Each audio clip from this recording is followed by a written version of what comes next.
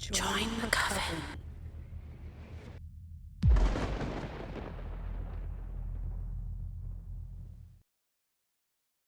I don't stay up late anymore. A story written by Stephen from Sales. A link to the original Reddit post will be available in the description down below. I used to stay up late as a high school student. I ignored my parents' wishes and stay up way past my bedtime. Teenage rebellion was a lot of effort when you have all honors classes, so you squeeze in what you can. I had a couple of friends I did stuff with. I was involved in the theater, so I got busy. I didn't have a girlfriend, or anything even resembling one due to my complete and total lack of charm. But I stayed busy. And because of my raging hormones and the fire of teenage rebellion, I stayed up late. Now, I don't know if you have ever stayed up late in a building where everyone else is asleep, but it is a certain kind of bliss. You can say anything you want as long as you're quiet enough. Do anything you want as long as you're quiet enough. Go anywhere, eat anything as long as you are quiet.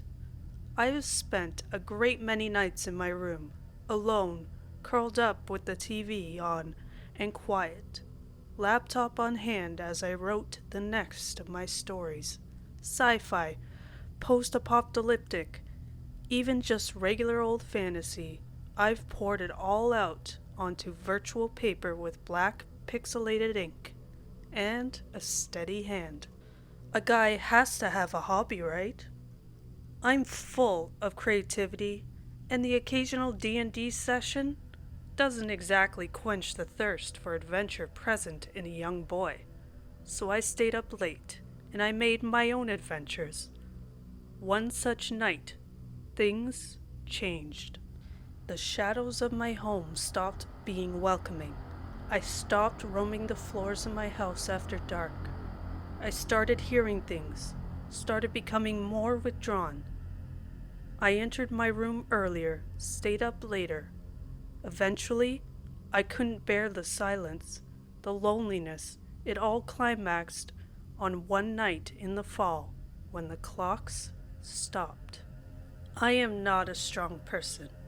I can lift someone my own weight maybe 50% of the time, and that's generous. So I don't spend a lot of my time being active. I mainly spend my time inside, ignoring people. I've inherited some anxiety from my mother, along with some obsessive-compulsive tendencies. So I tend to remember where I put things and when people mess with them, which they delight in doing. It's like they enjoy seeing me annoyed or something. Oh well, high schoolers, college students, even some adults are just kids anyway. The night started out fairly normal. Mom grabbed a bite to eat on the way home from work, and got me something too. So I gratefully accepted a burger, and sat in my room, my lamp on and the TV quiet. I screwed around, looking through Ask Reddit and such. I looked over at my clock at one point, and noted the time, 2:48. Nice. I thought of the chemistry test I had tomorrow, and sighing, closed my laptop and coiled up its charger. 2:50. I turned the TV off, grimacing at the sudden silence, and set the remote to the side. 2:51. I changed into a pair of sweatpants, balling up my shirt and tossing to the side. 2:57. I flicked my lamp off, laid down and glanced at the luminescent numbers on the clock one last time. 2:59. Cool, I whispered to myself, rolling over. Thoughts about my test running through my head. Will I pass? How hard is it gonna be? You know, those ones.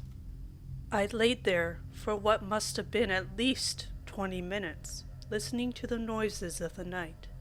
Birds cawing, rustling in the bushes outside, dogs barking in the distance.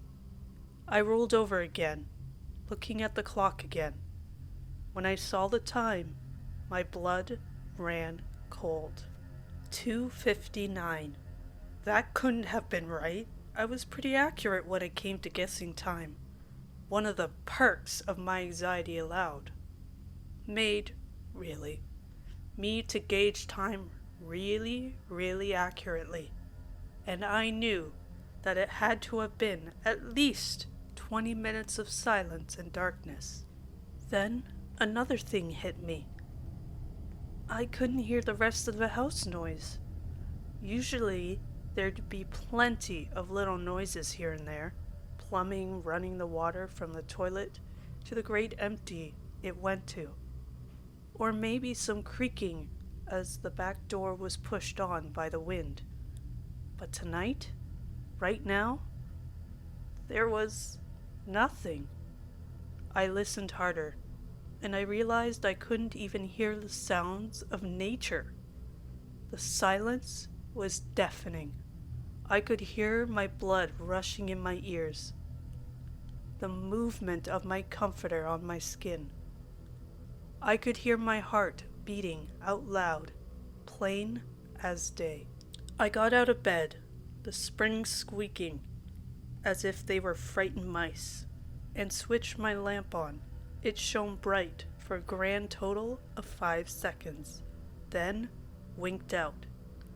Now normally, something like this wouldn't make me lose composure, but the thing is, I could tell it was nothing related to the fuse or outlet, as my clock was still displaying the time. 2:59. I grabbed my flashlight and flicked it on. Surprisingly, it worked. So, I strode to my bookshelf and grabbed the most weapon-like thing I could. My pocket knife. Not exactly intimidating, but I just snatched it and held it in my fist, fear shaking my hands. This wasn't my standard night, so I was understandably frightened.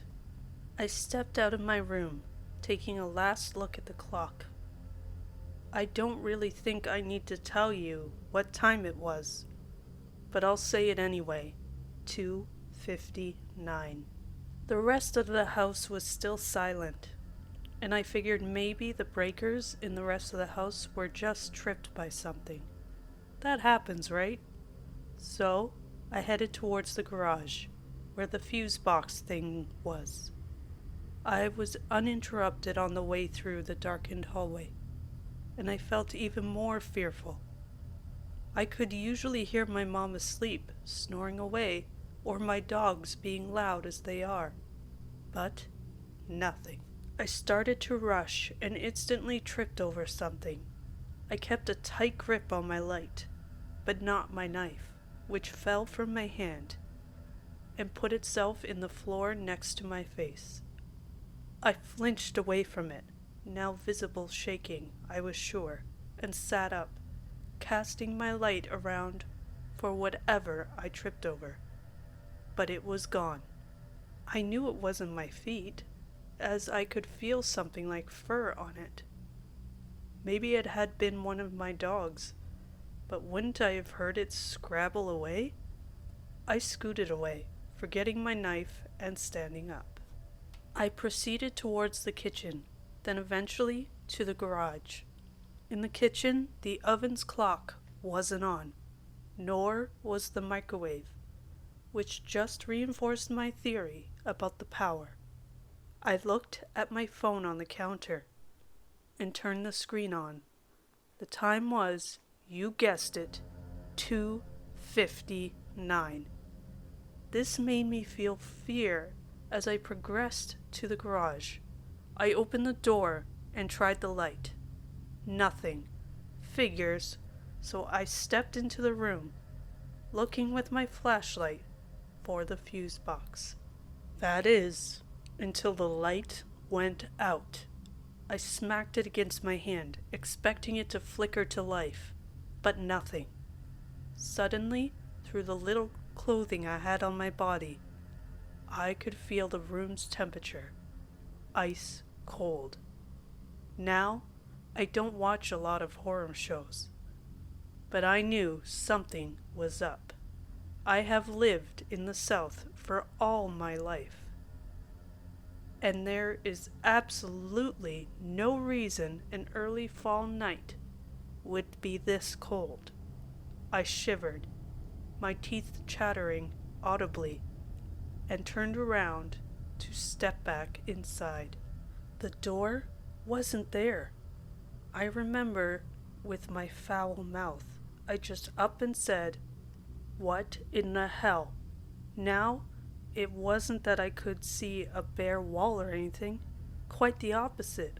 In fact, I couldn't see anything, which unsettled me more. Now the scant light from my bedroom should have been visible, but it wasn't. It wasn't there.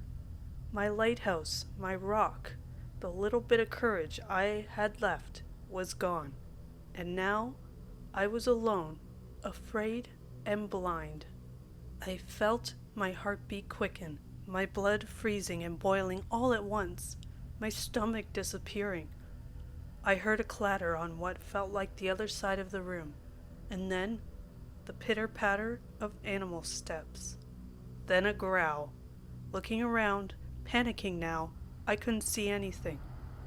I fumbled for the light switch and finding it, I switched it off and on again. This time, there was a flicker of light, and I saw the fuse box easily enough on the other side of the room. That's when I saw it.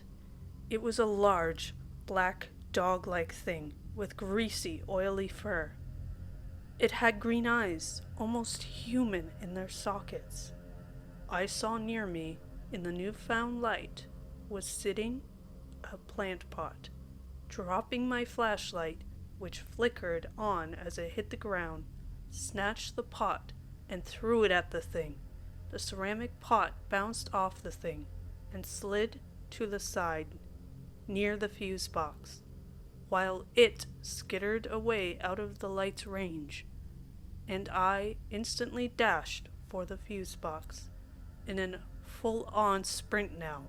The garage seemed too long, too much ground to cover, but I was suddenly there, only a few feet away from the salvation of sweet, sweet light. Then my knees buckled as it slammed into my legs. I rolled over and kicked, screaming out into the silence. It was hissing into my face. One almost fluid mass on my body holding me down, with those eyes staring into me. I screamed again and hit it in what seemed to be the face. It reared back and skittered away, letting me whip around and claw at the fuse box.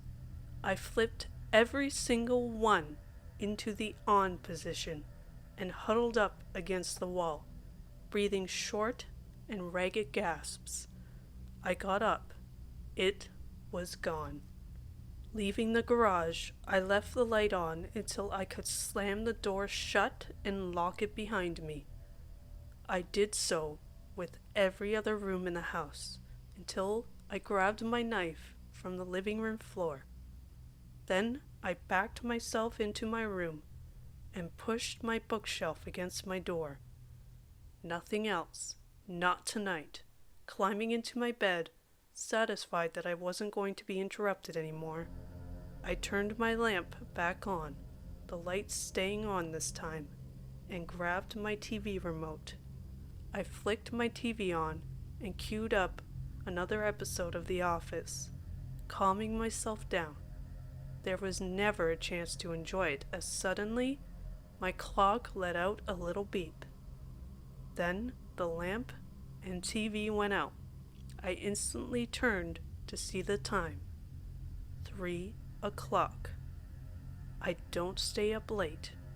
Not anymore.